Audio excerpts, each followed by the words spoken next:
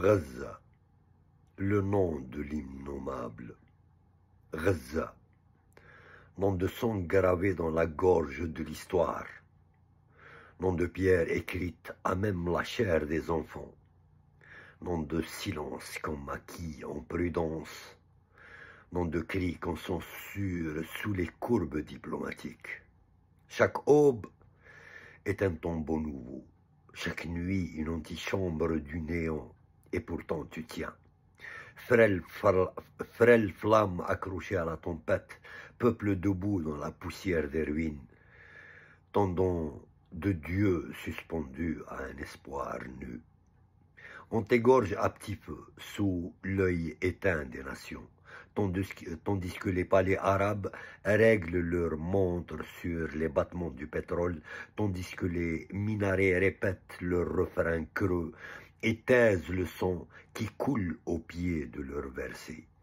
Tu meurs, Gaza, non pas dans l'ombre, mais en pleine lumière devant les caméras, avec les corps d'enfants en guise de témoignage, avec des bras de mer dressés comme des antennes vers un ciel où même les cieux semblent pleurer en silence. Et moi, je suis là, assis dans un confort maudit, à scroller des images du massacre, à boire la honte comme on boit une eau tiède. Je suis là, coupable sans crime, libre sans honneur, désarmé devant l'évidence, désemparé devant l'immense. Je ne sais plus quoi faire, alors j'écris et c'est minable. J'écris quand il faudrait arracher les murs de l'univers. J'écris quand il faudrait faire sauter les chaînes du monde. J'écris que je n'ai plus que cette voix qui tremble. Parce que même ma colère semble avoir honte de ne pas être une arme. Et le monde feint la neutralité comme on feint la pudeur après un viol. Les chancelleries sointent la lâcheté. Les ONG comptent les morts comme des statisticiens tristes. Les hommes de foi négocient avec l'enfer et bénissent les bourreaux par omission. Où sont les foules? Où sont les peuples? Arabes, muets sous le joug de leurs tyrans, soumis non pas à Dieu mais à leurs geôliers. Peuple amputé du courage, écrasé entre la peur de parler et la honte de se taire. Gaza me regarde et je baisse les yeux. Elle me demande « Pourquoi êtes-vous absent alors que nous brûlons à vos portes ?»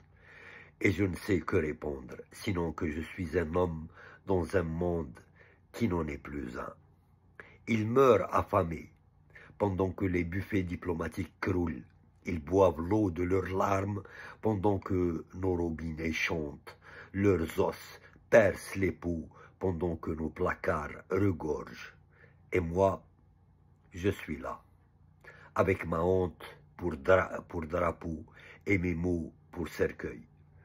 Entité de feu, entité de fer, entité d'acier sioniste, qui se nourrit de ruines et de rires arrachés, qui invente le monstre et s'y drape, qui tue au nom de sa propre peur et réclame l'innocence en guise de trophée.